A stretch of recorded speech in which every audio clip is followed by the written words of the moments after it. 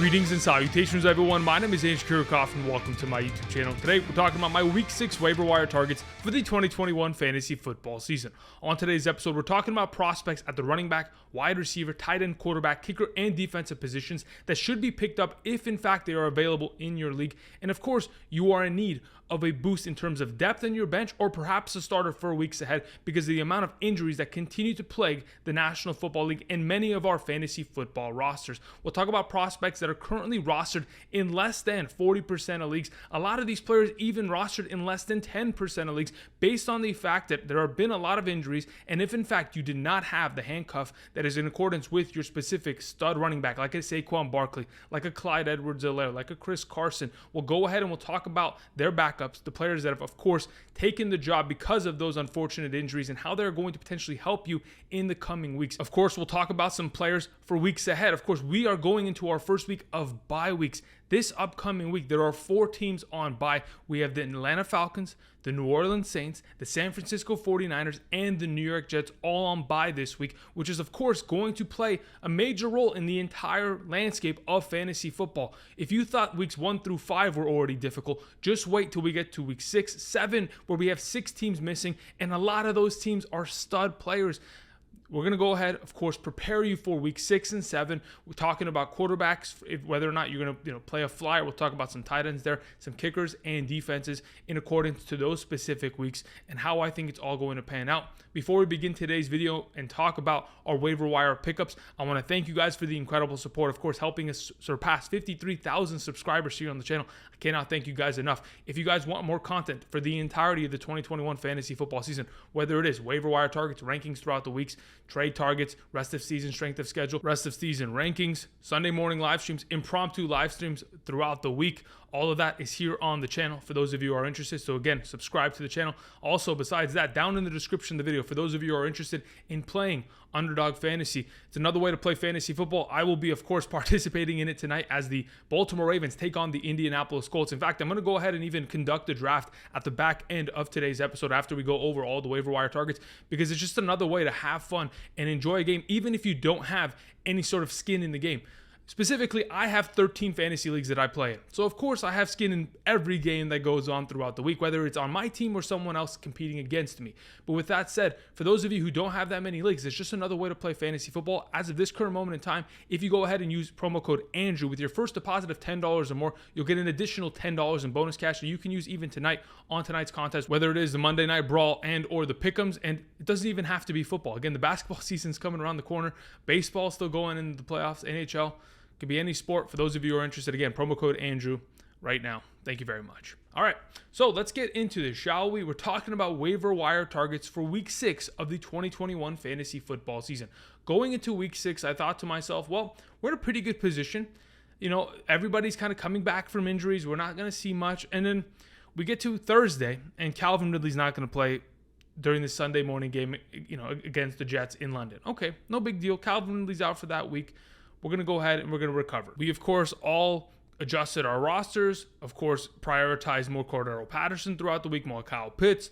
And then we got to Sunday morning, very early in the morning, and then they were like, Devontae Parker's not going to play. Okay, another wide receiver out, no big deal. We'll go ahead and we'll boost other receiving options on that team because they will have more exposure to opportunity.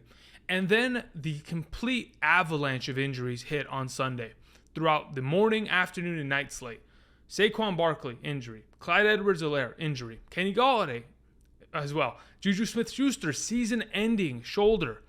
Daniel Jones, concussion. Curtis Samuel, groin. Quintez Cephas, out with an injury. But again, we're going to talk about guys that are filling in for these players. Max Williams, another injury. Damian Harris, fumbles on the 1 yard line. Regardless, injury. Travis Kelce gets bopped in the head during that game. And obviously there was a fat flag because it was helmet-to-helmet contact, injury. I don't know if he's going to be held out, whether it's concussion protocol. We're going to have to keep tabs on all of this. But, I mean, the injury wave, and I'm probably missing players, to be honest. And I'm obviously missing offensive linemen, blocking tight ends that may not have fantasy point contributions, but are significantly going to make a difference in terms of the entire success of a respective player's overall week and performance. There's a lot of injuries. And that's why we're talking about waiver wire pickups, because we want to go ahead and get after players that are going to give us an advantage going forward. All right, let's go ahead and begin and talk about our running back waiver wire targets, beginning with Darrel Williams. Okay, so just to kind of give you some context, as of this current moment in time, this Clyde Edwards-Helaire injury has been described as an MCL injury, and they're predicting it's about a 2 to 3 week return process. With that said, at this current moment in time, Darrel Williams is available in 85% of Yahoo leagues. He only has 15% rostership. With that said, when I look at this roster and I specifically think about the Kansas City Chiefs and how they are going to approach the next 3 weeks, playing against the Washington football team, Tennessee Titans, and New York Giants, they're probably going to win every single one of those contests, as those defenses cannot stop anybody. With that said, I really do believe the reason why I value a Darrel Williams in comparison more than a Devontae Booker has to do with the injury that Clyde Edwards-Helaire sustained last season. Even when he returned from his injury last year and Le'Veon Bell was not really in much of the rotation, Darrel Williams played a significant role in the back end of the regular season and into the NFL playoffs. And I think there's a very good possibility that even when Clyde Edwards-Helaire returns from this injury, perhaps he's not the same, and perhaps Darrel Williams has already carved out a role. I mean, Darrel Williams is kind of already the goal line back of this roster. Yes, we've seen Clyde Edwards-Helaire catch 2 receiving touchdowns in the last 2 weeks and accompany that with over 100 rushing yards apiece in the last 2 games, prior to, of course, this Sunday night game against the Buffalo Bills. But in terms of what Darrel Williams has already done, he has gone ahead and vultured a rushing touchdown against the Baltimore Ravens and against the Philadelphia Eagles this season. I think Darrel Williams could very easily fill into this role of Clyde Edwards-Helaire's running scheme and even get himself targets, 5 targets, 3 receptions, 18 yards last night. I think there's a very good chance that Darrel Williams has potential value even when Clyde Edwards returns, and that is why I have him as my number 1 prospect in this matter. Of course, there is Jerick McKinnon still there, but Jerick McKinnon, even with the potential of him getting more opportunity, Darrel Williams is going to be eating up majority of it, whether it is on the ground, even in fact through the air, and then of course on the goal line for the next couple weeks. So that is why I suggest Darrel Williams. Moving on to our number 2, we have Devontae Booker. So like I mentioned, Saquon Barkley's dealing with an injury. Of course, we all saw the ankle. If you have not yet already, it's pretty gruesome. So what they've gone ahead and said, as of Joe Judge earlier this morning, in terms of the interview that he had with the media, he said that after seeing the x-rays, it is a sigh of relief. It is far better than what it potentially could have been. So that means he probably didn't fracture his ankle, and that even with Ian Rappaport's report, he said that it's probably going to be 2 to 4 weeks. But Saquon Barkley, he's built different. He could probably come back relatively soon. The 2-week track is probably likely. In the next 2 weeks, Devontae Booker is going to have a lot of opportunity. He's currently only rostered in 6% of leagues. He's coming off a week in which he had 19.3 fantasy points, mainly because the Dallas Cowboys took the pedal off the metal and because Devontae Booker is really not that bad of a backup running back. There's a reason why they brought him in from the Las Vegas Raiders last year, because he was even a vital part when, in fact, Josh Jacobs was dealing with injuries, and even in games where they were winning a pretty significant amount, he came in late and put up huge numbers. So we've seen him, of course, produce. But 16 carries, 42 yards, a rushing touchdown, 3 catches, 16 yards, and a touchdown yesterday. Those are great numbers. But again, with Mike Glennon at quarterback, with Galladay out, with Devontae Booker in the backfield, the Cowboys pretty much had a little bit of a lackluster performance in terms of defense in the second half of that game. But nonetheless, offensively blew them out, and that's why they sustained the victory. In the next 4 weeks, the Giants take on the Rams, not interested in that. The Carolina Panthers, okay, we can make something work. The Chiefs and the Las Vegas Raiders. But if we get to week 3 and 4 of this injury, and Saquon Barkley's already back from this low ankle sprain, there is a chance that maybe, in fact, picking up Devontae Booker doesn't lead to anything. Hopefully, if in fact he does play in the next 2 weeks, whether it is with or without Daniel Jones, he can find value. But again, we just have to put it in perspective as to what the timeline of the injury kind of sits at right now and how much value we could potentially get out of the player rest of season. And when, in fact, Saquon does return, does Devontae Booker even have a role in this offense? Probably not. He probably goes back to being what he was, which was maybe a couple touches a game. Even at that, that's a lot. All right, we're going to move on to our next running back prospect. It is Khalil Herbert. Khalil Herbert touched the ball 18 times for 75 yards on the ground, and that's all he did. But 18 touches is no joke. This is all when, in fact, Damian Williams had himself a great fantasy performance, 16 carries, rushing touchdown, over 14 fantasy points, had himself 2 receptions for 20 yards. I mean, in terms of Herbert and Damian Williams both touching the ball 18 times on Sunday, that is crazy. But it had to do a lot with the game script, and in fact, the matter that The Las Vegas Raiders lost the lead, and all the Bears wanted to do was run the clock out and survive with their defense, and that's exactly what they did. Khalil Herbert is currently rostered in 19% of leagues because, again, a lot of you were worried that if, in fact, Darrel Williams was going to miss, you wanted to have Herbert. And to be honest, he could be a really good backup to Darrel Williams in the next coming weeks, but it's got to be a great overall matchup and one that they're significantly winning in. If there's a potential in which Khalil Herbert runs in that rushing touchdown, he could have value and easily be an RB2 prospect. That is why I mentioned it, because, again, there's always potential in backs like this. Alex Collins is our number 4. Here is the current situation. From what we heard earlier this week, Chris Carson is dealing with a herniated disc in his neck. That is obviously something that held him out on Thursday night's game on a short week against the Los Angeles Rams. My only concern is if, in fact, Chris Carson is going to be healthy by the time we get to, let's say, for example, week 9, okay? Maybe even week 8. My only concern with Alex Collins is that, yes, he's already rostered in 37% of leagues, so majority of you who already wanted him went and got him. But he gets to play against the Pittsburgh Steelers and New Orleans Saints in the next 2 weeks.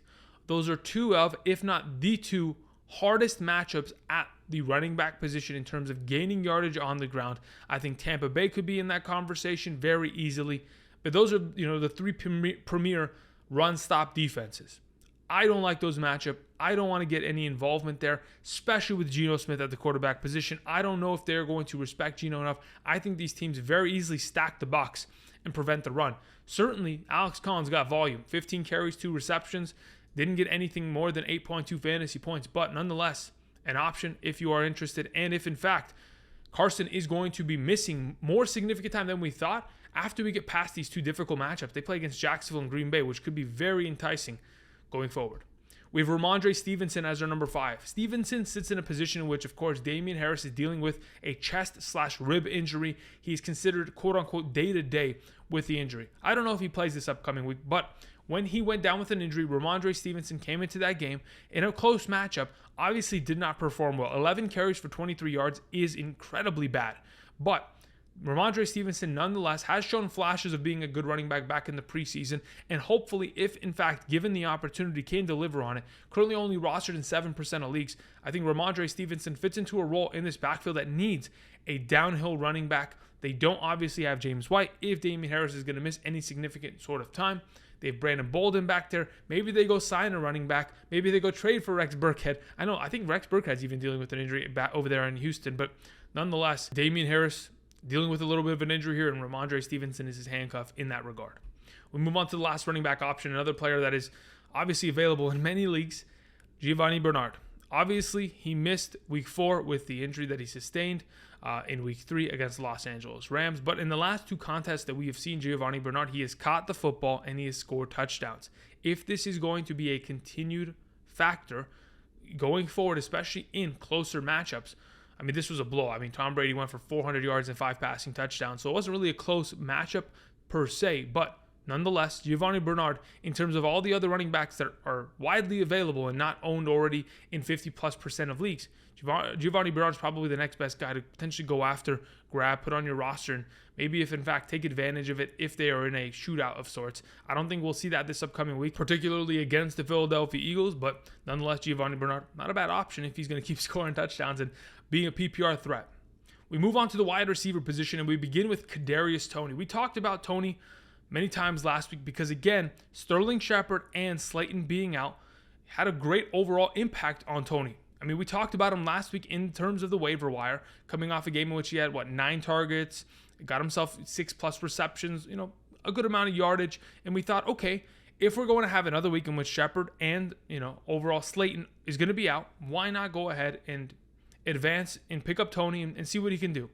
He's currently only rostered in 17% of leagues. So those of you who kind of listened to it potentially picked him up if you had an available spot. And Toney went off, mainly because, again, no Saquon and no Kenny Golladay, no Sterling Shepard, no Slayton. 13 targets, 10 receptions, 189 receiving yards, 24.6 fantasy points. An incredible game. Was ejected late in that game for throwing a punch. Stupid move. Nonetheless, plays against Los Angeles Rams, Carolina Panthers, Kansas City Chiefs, Las Vegas Raiders. This team is probably going to lose every single one of those games. And what are they going to be doing the entire time? Throwing. And with Toney getting work out of the backfield, throwing the ball, the Giants are using him as a Swiss Army knife. He can do everything, a jack of all trades. They even had him in a wildcat, package because he used to play quarterback in high school. Kadarius Toney is everywhere on the field and certainly producing very well. I think he broke Odell Beckham Jr.'s record for most receiving yards for the Giant. In a singular game, I think OBJ's was 185, 189. Toney, an incredible game nonetheless. We move on to the next wide receiver prospect, currently available in 70% of leagues on Yahoo. Marquez Callaway had a game in which he came away with 4 receptions, 85 yards, 2 receiving touchdowns, 22.5 points against one of, if not the worst, secondaries in the National Football League in terms of giving up points to opposing wide receivers. The Washington football team has been in trouble all season long. Their defense does not look the same as it did last season. Nonetheless, we have the New Orleans Saints going on a bye week here. I think that there's a possibility Marquez Callaway doesn't get as much attention going into this upcoming week's potential waiver wire pickups from your league mates because, again, he is not going to be readily available to be used in this upcoming week's matchup. So if you can go ahead, sneakily grab him. He plays against Seattle, Tampa Bay, Atlanta, and Tennessee in the 4 following weeks from week 7 on to week 11. I think these are very good matchups. In my opinion, Marquez Callaway can be a great option even with or without a guy like Michael Thomas in the lineup, which hopefully will come back soon. Callaway, good option. Great game that he had. And we were waiting for this all offseason. I mean, we saw him have a great 2-touchdown game in the preseason, but very seldom had these performances. Obviously scored a touchdown a couple weeks back against the Patriots, but we need more consistency of targets, and I'm hoping he's going to continue to get that. We move on to Tim Patrick. I don't know how I can keep mentioning Tim Patrick every single week, and he's only being rostered in 31% of leagues. 9 targets, 7 receptions, 89 yards, 12.4 fantasy points. He's put up over 10 fantasy points in 4 of the 5 weeks this season. I mean, could we ask for more? He is a producer, whether it is touchdowns, yardage. He's getting it done. Consistency has continued to be there. Teddy Bridgewater's healthy, looked good. I know that obviously they weren't able to win that game, but nonetheless, Tim Patrick, available in many leagues, and a very solid wide receiver option, probably better than anything Allen Robinson will be doing anytime soon. We move on to Mecole Hardman as our number 4. He's coming off a game in which, if I'm not mistaken, it's the most targets he's ever seen in his career. 12 total targets, 9 receptions for 76 yards. Yes, he is already rostered in 43% of leagues, but I wanted to go ahead and mention him nonetheless because they play against the Washington football team. And like I just mentioned with Marquez Callaway, Deontay Harris both went completely off against that secondary. Patrick Mahomes is coming off of the 3rd loss of their season thus far, and I think there's a very good chance that the Kansas City Chiefs, without a 100% stable running back position, of course, Darrel Williams will get whatever gets picked up there, but I think with, of course, Mecole Hardman, Tyreek Hill, and Travis Kelce being the 3 main targets in this offense, they're going to put up a pretty number against that secondary for Washington, and I think Hardman can definitely benefit from the matchup. And of course, the fact that he saw a lot of targets this last week against the Buffalo Bills hopefully will continue on in the coming weeks, specifically this week against Washington. We move on to Amon-Ra St. Brown, the USC wide receiver, first-year wide receiver at that, benefited a lot from Quintez Cephas going down with an injury.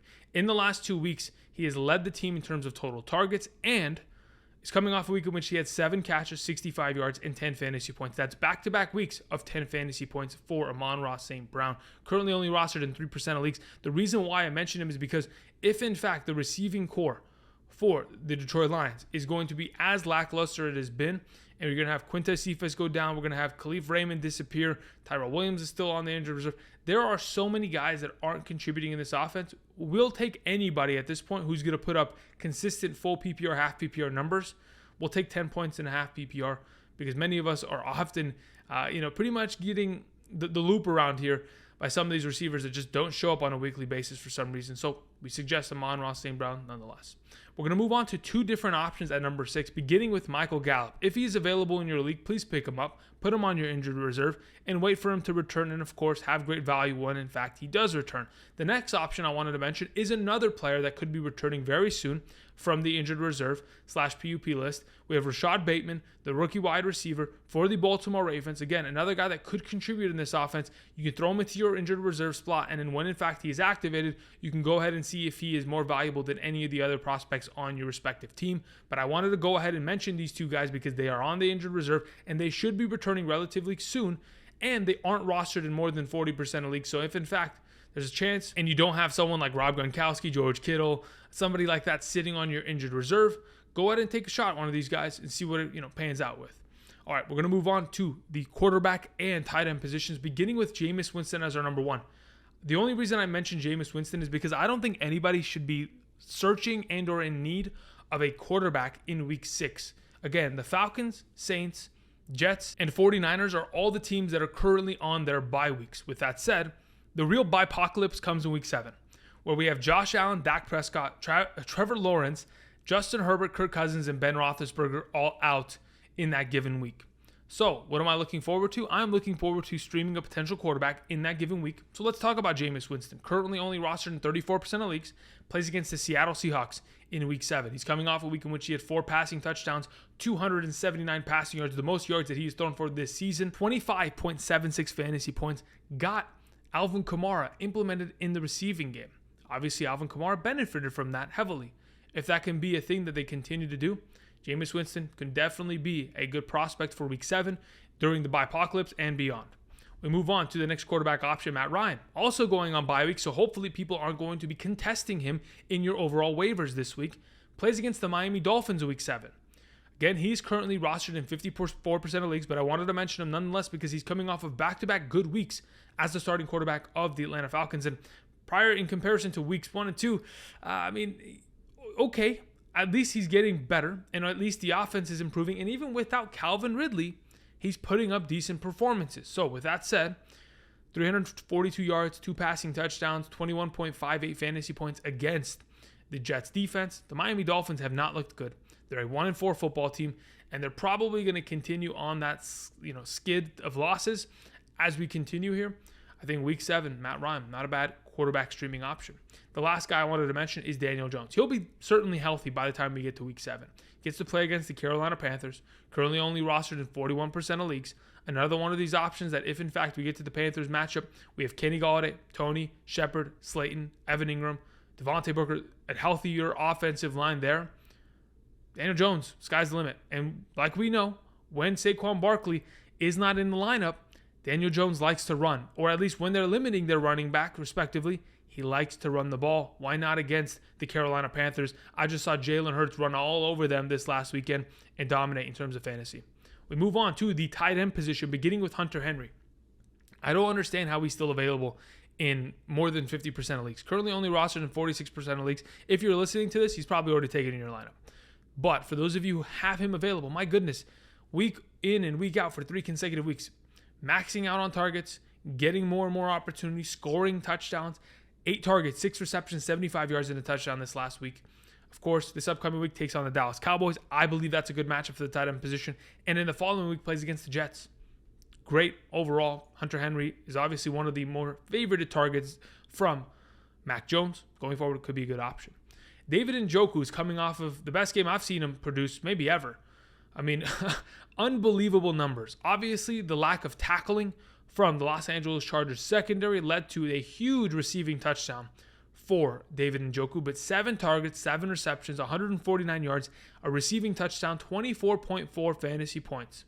Currently only rostered in 3% of leagues. For those of you who are dealing with Gronk out, Kittle out, weren't able to recoup via Dawson Knox, Dalton Schultz, I think there's a very good chance that David Njoku is available in your league, and without Austin Hooper doing much, there's a very good chance that he could end up being more and more of a vital option in this offense, considering, again, they play against the Arizona Cardinals this week. OBJ hasn't done anything in the last 2 contests. Jarvis Landry's still out. And the play action is working because the running game is certainly setting tempo for the Cleveland Browns. We move on to our final tight end option. It is Ricky Seals-Jones. Again, with Logan Thomas on the injured reserve, I think, and I go down the entire list of tight ends and opportunities being given.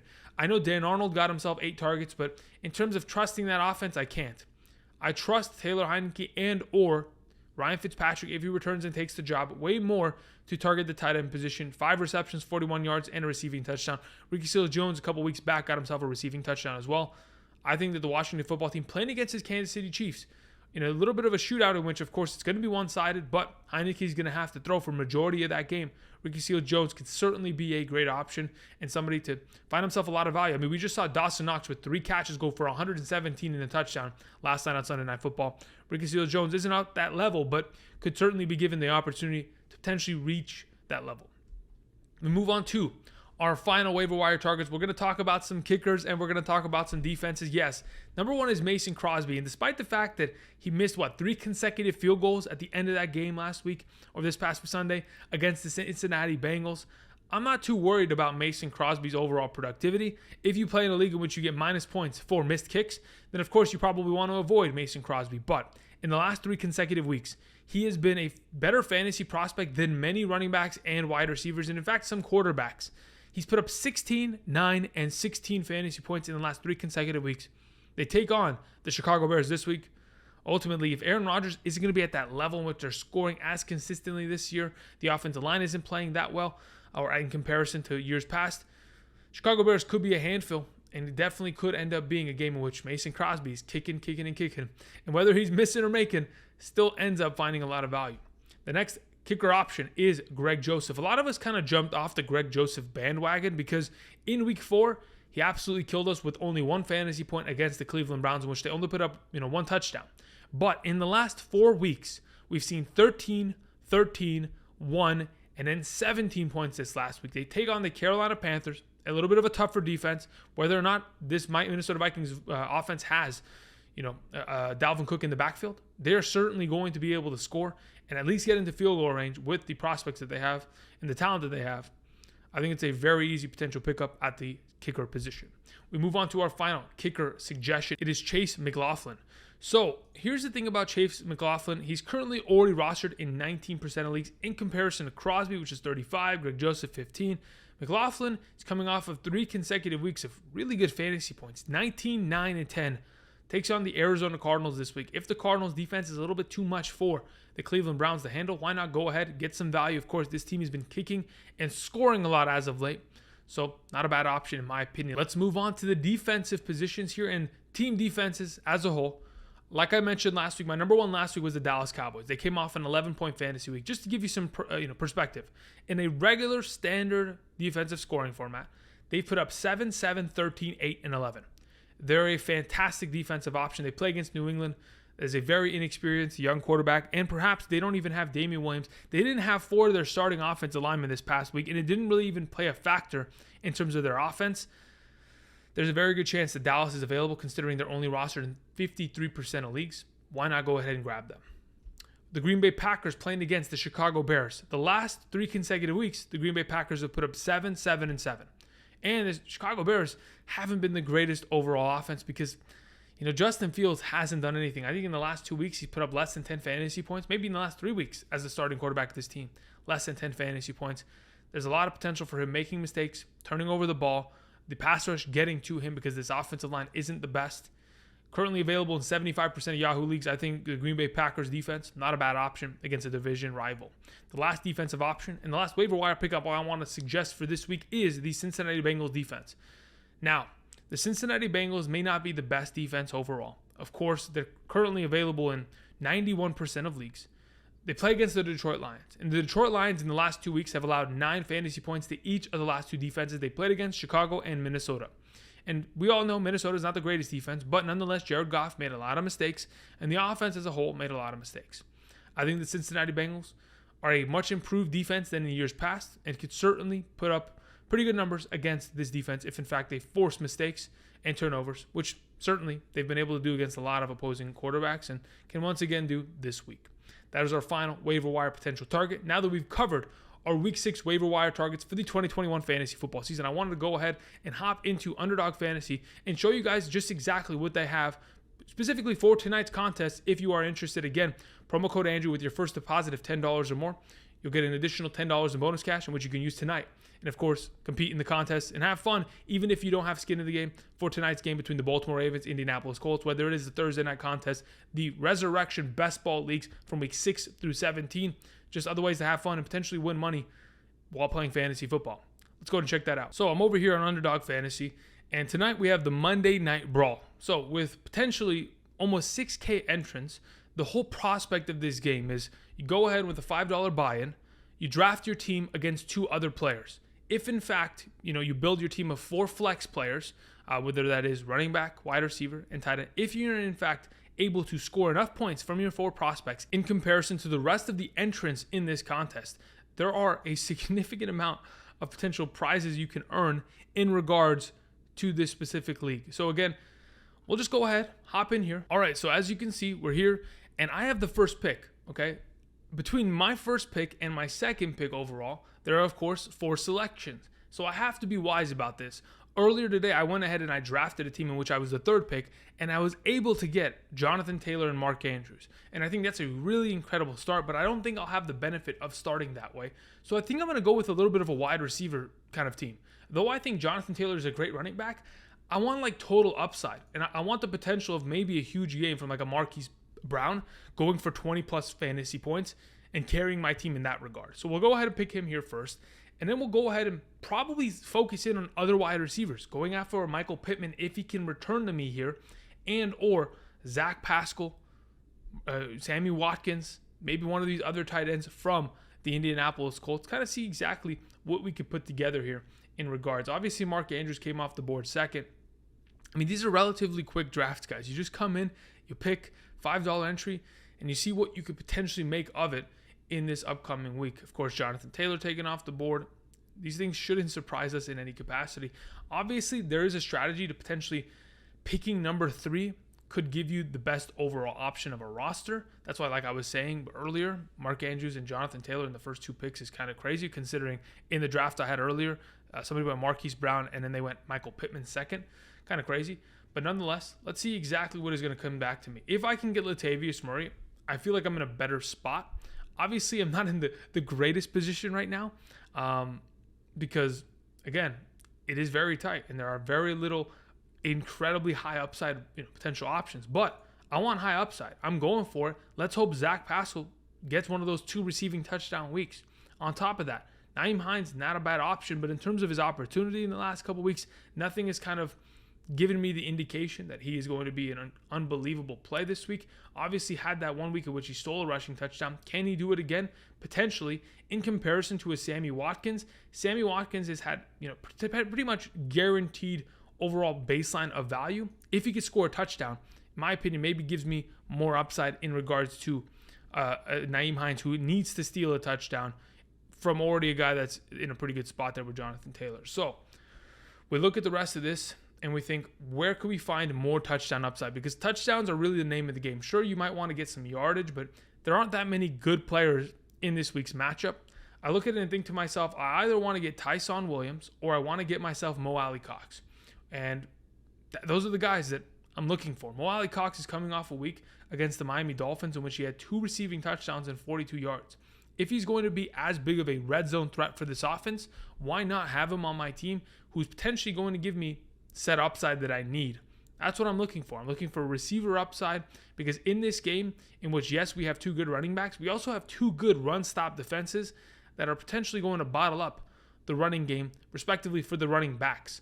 And, obviously not guys like Lamar Jackson, but we'll see how it transpires nonetheless for tonight's game. Again, it gives me a little bit more of an exciting play because I'm rooting for these guys to score and find value. All right, of course, Tyson Williams is taken. Again, we're looking for one prospect and one prospect only. I need Mo Alley-Cox to finally just fall to me in this position so that I can have some semblance of confidence in this roster. Because, again, I'm going for the ultimate upside. It's kind of like a DFS lineup, but I'm competing against others off of the initial basis of the draft, and then I'm competing against others in the overall basis of said draft. Paris Campbell's taken, and we're doing it. We're taking Mo Alley-Cox here, and that is our draft. I want to thank you guys for watching. This is pretty much the kind of stuff. I mean, like if we even go to the pick'ems, for example, let's go to the pick'ems. Let's look at what's going on here. And we look at potentially, okay, Jonathan Taylor over 65.5 rushing yards. Jonathan Taylor over 15 receiving yards. There is a lot of potential for value here. I think very easily, I mean, is Jonathan Taylor over 15 receiving yards a crazy number? I guess as of late hasn't done it, but I feel like he might. I feel like this is like a tricky play here. I feel like Michael Pittman, he's getting a boatload of targets. Receptions are certainly there. Michael Pittman is probably the safest of the group. let's look at some of these other options. Sammy Watkins, okay, a couple baseball players in there. Let's go ahead and just filter it back. Marquise Brown, I mean, shoot, I like Marquise Brown here. To be honest, if I'm just trying to be safe, right, I'm just trying to triple my overall investment, I feel like we're in a good spot to probably just go with these two and get productivity. Now, in terms of tight end production, these guys have been decent. They're probably okay. Let's say, for example, we make a $5 one here. Okay, let's just try to triple our money. Boom. Okay, no problem. Let's say we want to get a little bit more spicy per se. Is Zach Pascal going to surpass the 40 receiving yard mark? I don't know if he can do that. Obviously, he's going to need a touchdown tonight to help me. But when I look at the rest of this, I think to myself, I mean, there's a good chance that Latavius Murray can run for those yards, but is it a guarantee? Sammy Watkins getting himself 4 receptions again. Can he do it for the 4th consecutive week here? Definitely a possibility. But either way, these are things for you guys to determine. Whether you're tailing or fading my obvious opinions, that's up to you. Either way, promo code Andrew, link down in the description. Underdog Fantasy. It's another way to play fantasy football and have fun for tonight's contest, Thursdays, the weekends, and for rest of season stuff. Either way, thank you for watching, guys. Appreciate you guys supporting the channel. Thank you. And until next time, of course, tomorrow we're going to be talking about our running back rankings for week 6 of the 2021 fantasy football season. I'll see you guys. Peace.